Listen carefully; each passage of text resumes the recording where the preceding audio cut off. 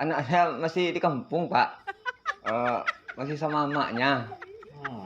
Mandinya mau berelat, Pak. Berelat apa berelat tuh, Pak? Ini apa adik bini saya tuh mau kawin ya, Pak. Oh, pesta. Iya, Iya, itu, Pak. Oh, itu bukan tanggung jawab sekolah, Pak. Seharusnya Bapak sebagai orang tua harus disiplin mengajar anak untuk sekolah. Ini udah 4 hari. Macam mananya Bapak ini mengajar anaknya nggak bisa-bisa. Untuk masuk sekolah, rajin sekolah. Kalau kayak gini kacau masa depan anak, Pak.